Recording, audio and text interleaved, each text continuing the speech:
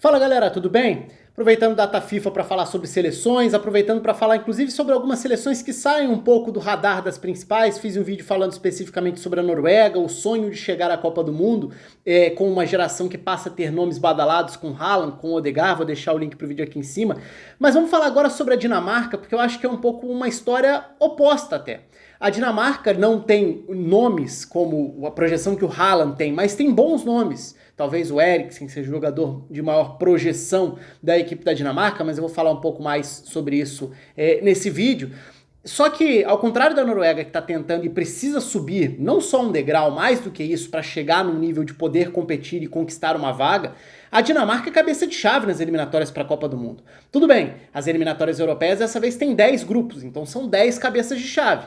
Mas a Dinamarca se colocou nessa condição. E tá num grupo que tem aí como principais adversárias dentro do grupo Áustria, Escócia e Israel, se a gente for pegar os três principais adversários. E a Dinamarca estreou justamente com vitória sobre Israel. No início bom de jogo, os primeiros 20 minutos ali de jogo foram muito bons da Dinamarca. Vou falar um pouco mais usando o campinho sobre esse funcionamento, sobre o repertório desse time, sobre algumas características e alguns nomes que talvez passem um pouco batido. Então a ideia do vídeo aqui não é tratar a Dinamarca como um timaço, um time para ficar de olho, que vai ganhar título e tudo. Seria uma surpresa. A ideia aqui não é dizer o contrário disso não, mas é levantar a questão. Será que a Dinamarca vai ter bola para confirmar esse status de cabeça de chave dentro das eliminatórias? Será que ela vai confirmar a vaga, como é a lógica, passar para a Copa do Mundo? Dentro desse grupo, em tese, a maior ameaça seria a Áustria.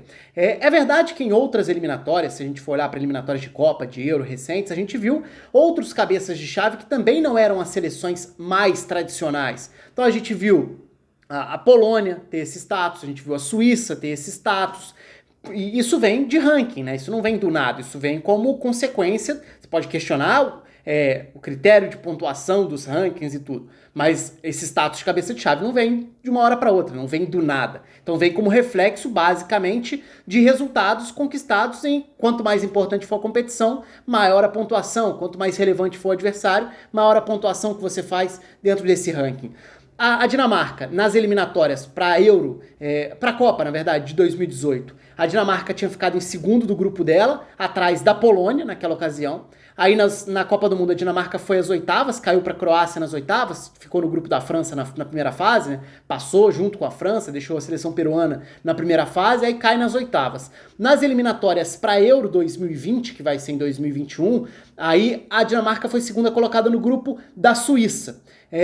E na Nations League, a Dinamarca foi bem. A Dinamarca terminou, inclusive, nessa fase de grupos dessa edição da Nations League, à frente da Inglaterra, no grupo que também tinha a Bélgica. Aliás, a Dinamarca na Euro de 2020, agora 2021, se tudo continuar como está programado, a Dinamarca vai receber os jogos em casa, vai fazer os seus jogos em casa, em Copenhague, num grupo que tem a Bélgica como a principal seleção, além de Rússia e Finlândia. Então a Dinamarca está presente aí nas principais competições, está na primeira divisão da Nations League, superou a Inglaterra na Nations League, por exemplo, e agora tem esse status de cabeça de chave dentro das eliminatórias. E acho, aí a minha sensação, e o espaço está aberto para vocês, acho que a Dinamarca gera a reação do tipo: tá, mas a Dinamarca não parece ser uma seleção das mais empolgantes para ter esse status. Como que ela chegou até ali? Será que tem time realmente para fazer alguma coisa? E talvez essa seja a sensação mesmo, tá? Agora, embora isso evidentemente seja subjetivo, vai de cada um, vai da reação de cada um. Mas quando a gente olha para momentos de alguns dos jogadores e até para o possível encaixe dessa seleção, dá para extrair coisa boa dali. Dá para ser um time competitivo, dá para ser um time chato de enfrentar em diferentes cenários. Acho que dá para ser um time que pode sim confirmar esse status de favorito como cabeça de chave nas eliminatórias e ficar com a vaga direta na Copa do Mundo de 2022 sem precisar da repescagem. Acho que seria o lógico, inclusive. E aí, olhando para o campinho, para falar um pouco sobre esse funcionamento na estreia contra Israel, como eu falei, assim, o início de partida da Dinamarca foi excelente. A Dinamarca jogou muito bem, produziu muito bem ali nos primeiros 10, 15 minutos. A Dinamarca criou algumas chances para cima de Israel. Depois dos primeiros 20, 25 minutos, quase meia hora, o jogo equilibrou um pouco mais, Israel chegou a ficar vivo dentro do confronto, mudou taticamente na volta para o segundo tempo, inclusive, deu trabalho para a Dinamarca. Aí depois veio a tranquilidade no placar, na classificação para a Dinamarca na classificação, né, no placar mesmo, para a Dinamarca largar na frente na classificação com os 3 pontos. Mas quando a gente olha para a estrutura e para a escalação, então vamos pegar o time que estreou nessas eliminatórias para a Copa do Mundo de 2022. É esse time que está no campinho aqui do lado. Esse time tem o Vaz, né, para jogar, Kasper Schmeichel no gol, Vaz na lateral direita, na lateral esquerda o Meili, ala da Atalanta, geralmente ala pelo lado direito, mas jogando como lateral pela esquerda nesse caso. No final do jogo entrou o Striger Larsen também. Na dupla de zaga, que é a Erik Christensen. Então é importante, é interessante a gente lembrar do momento de alguns desses jogadores, né? Vou falar sobre eles daqui a pouco. No meio-campo, uma dupla de volantes que tem Højbjerg e Delaney do Borussia Dortmund, Højbjerg do Tottenham, com o Eriksen como meia mais criativo, é a principal referência dessa seleção. Na linha dos 3 atacantes, digamos, ou dos meias abertos mais um atacante. De um lado, Juraj Poulsen, atacante do Leipzig. Do outro lado, o Braithwaite, atacante do Barcelona. E no comando do ataque, o Jonas Wind, talvez seja o mais fora do radar de toda essa escalação, já que todos os outros atuam em ligas importantes da Europa. O Jonas Wind ainda não, mas acho que é um jogador pra gente prestar atenção. É um jogador ainda jovem, que vem se destacando no Copenhagen, que tem tudo para crescer e para ganhar espaço dentro dessa seleção, e que é um 9 com características um pouco diferentes. Então ele tem a estatura, o porte físico para ser a referência, mas ele é muito móvel e pode jogar inclusive atrás de atacantes, como faz algumas vezes na Dinamarca jogando no Copenhagen. E é um nome que ainda tem idade, é jovem, está começando a se firmar na seleção principal, tem margem para evoluir, então acho que é um nome que pode tranquilamente pintar nas principais ligas europeias em breve. Então assim, olhando para essa escalação, não é que seja aquela seleção que tem um ou outro jogador atuando em um lugar importante, não é o caso. A Dinamarca tem vários jogadores aí, jogadores de Champions, jogadores titulares em times importantes de ligas grandes da Europa. Então não é que seja... coitado do Eriksen, não tem ninguém pra jogar junto com ele. Não é exatamente isso não. A gente até pode questionar alguns desses jogadores. Por exemplo, o Bright no Barcelona. Não é um jogador com nível pro Barcelona. Ok, mas também não é culpa dele, né? Se o Barcelona foi contratar, na época eu até questionei. Acho até que no primeiro momento ele até foi mais útil do que eu esperava, porque pra mim ele não é um jogador com a capacidade técnica que se espera pra ser um atacante do Barcelona, mas isso não vem ao caso aqui, porque aqui a gente tá falando da seleção da Dinamarca e de um outro tipo de funcionamento e de proposta de jogo. Então é uma Dinamarca que tem muita opção para uma saída mais direta, porque tem 3 jogadores que têm porte físico, 3 jogadores que podem ganhar no corpo a primeira bola, sendo que as características são complementares desse trio de frente. Não é uma novidade a Dinamarca gostar de jogar ou poder jogar na base de uma ligação mais direta. A Dinamarca já fazia isso nas eliminatórias, por exemplo, para a Copa de 2018 e chegou à Copa muito a partir desse tipo de jogo e não tem nenhum problema quanto a isso, tá? É uma estratégia. E a Dinamarca tem bons jogadores que podem oferecer passe longo. Aí a gente volta no campo. Kjaer tem jogado muito bem no Milan, né? Ele se consolidou, se firmou como uma referência no Milan, que chegou num nível que era até difícil de imaginar que ele fosse chegar quando chega ao Milan, e tem jogado muito bem. E ele tem o passe. Ele tem um passe longo, ele pode direcionar e acionar os homens de frente. Højbjerg, um jogador que também chegou e teve um impacto imediato no Tottenham, é um recuperador de bolas, mas é também um jogador da distribuição. Então o Højbjerg se coloca, no momento com bola, o Højbjerg recua, se coloca ou entre os zagueiros ou próximo dos zagueiros. Eu falei do que Christensen. O impacto do Christensen depois da chegada do Thomas Tuchel no Chelsea é excelente. O Christensen vem de semanas muito boas. É claro que aqui, ao falar de seleção, a gente está falando de uma avaliação que tem um universo muito maior de tempo. E aí foge muito da lógica de agora. Falar do Christensen que está bem nas últimas semanas é uma coisa. Dizer que o Christensen vai continuar jogando essa bola até a Copa de 2022, tem muito tempo até lá. Isso vale para qualquer outro jogador. Então não é um exercício aqui de futurologia. É apenas o recorte do momento para mostrar que a Dinamarca tem jogadores que no atual momento são relevantes, são importantes e estão num bom momento. Então, pelos lados, Vaz, que é um jogador muito versátil, né? Meio campista, meio aberto, lateral, já fez de tudo um pouco.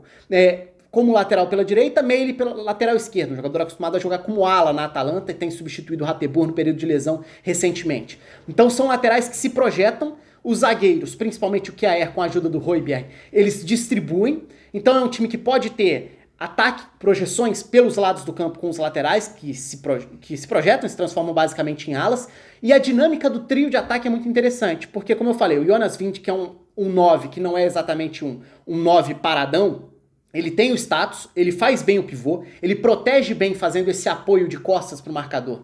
Então ele é um jogador que funciona para receber essa ligação mais direta e pode ou acionar num toque de primeira, numa casquinha, ou proteger de costas e acionar num toque rápido, ou até armar o time de frente, voltar a receber e acionar de frente jogadores que vão entrar em diagonal. Então o Bright vai estar atacando em profundidade, algo que ele sabe fazer. Então uma coisa, como eu falei, é questionar o Bright White estar no Barcelona. Outra coisa é lembrar que no Leganés ele jogou muito bem sendo um jogador que atacava em profundidade. Ele tem isso, ele tem o físico e ele tem essa arrancada para atacar os espaços. O Juraj Poulsen foi um jogador que foi extremamente importante em várias temporadas pelo Leipzig, sendo um alvo para saídas mais diretas e para as transições muito fortes. Então, sair para um jogo mais direto para a Dinamarca é algo que funciona. Você tem um 9 que se movimenta, recua, atrai a marcação, puxa os zagueiros, pode quebrar a linha de defesa do adversário, e dois pontas que são atacantes que entram em profundidade, que são até jogadores acostumados a atuarem como 9. Então a Dinamarca tem basicamente três caras, três camisas 9, se a gente quiser falar de uma forma bem simplificada, porque são jogadores que não são exatamente isso, mas são três caras que poderiam ser escalados ali como camisa 9, mas também podem fazer outras funções. Então o Juraj Poulsen numa ponta, Bright White na outra, com o Jonas Wind sendo esse 9 que circula, que abre espaço, que dá sequência, que recebe jogo longo de ligação mais direta, principalmente com o Kjaer. Os primeiros 10, 15 minutos ali da Dinamarca tem 3 passes longos excelentes nesse tipo de jogada. Não só para os 3 homens de frente, mas também para os alas, para os laterais chegando à frente, para o Vass chegando para explorar o corredor pelo lado direito. E o próprio primeiro gol sai assim, sai de uma bola que é do Højbjerg, para o desvio do Wind acionar a profundidade, para o belo gol, golaço do Bright White, inclusive, abrindo o placar diante de Israel. Então é uma seleção que tem, e isso eu tô falando de mecanismos para uma saída mais direta, e nem entrei especificamente no peso, no papel que o Eriksen pode ter. A gente já viu o Eriksen tendo momentos melhores e piores com a seleção da Dinamarca, mas em vários momentos nesses últimos anos, ele foi uma referência técnica que brilhava, que assumia o protagonismo, que decidia, que fazia muitos gols. Então é um cara que naturalmente é a referência ali. E eu tô falando de um jogo mais direto que nem necessariamente vai passar tanto por ele, mas se for para sair jogando e elaborar essas saídas, ou até com o próprio Eriksen recuando, porque no momento com bola ele e Delaney ficam praticamente alinhados à frente do Højbjerg, ele também pode ser um cara para lançar essas opções de frente. Se os laterais vão passar, se os 3 atacantes estão ali na frente, são 5 opções até de alvos para passes em profundidade, para ligações mais diretas. Então o Eriksen pode ser, como em outros momentos, o cara da chegada à área para definir, ou pode ser até um armador mais de trás. E no segundo tempo contra Israel a gente até viu uma variação da Dinamarca também. A Dinamarca termina com uma linha com 5, entra o Joachim Andersen, jogador que tinha surgido muito bem no futebol italiano, né? Saiu muito valorizado, aí foi para a França, não correspondeu no Lyon depois de um alto investimento, agora está na Premier League, mas ele termina o jogo como um zagueiro pela direita, já numa linha com 5, e aí no meio campo até dando liberdade para o Eriksen ser o mais avançado sem a bola, nessa altura já com o Skov Olsen aberto pela direita, o Bright White aberto pela esquerda, então saíram o Jonas Wind e também o Juraj Poulsen, né? Para formar uma linha com 5, 2 volantes, 2 pontas, mas que voltam para fechar uma segunda linha com 4, e o Eriksen mais solto para ser esse meia da ligação que tem maior liberdade, maior fôlego, maior conforto no momento sem bola. São variações.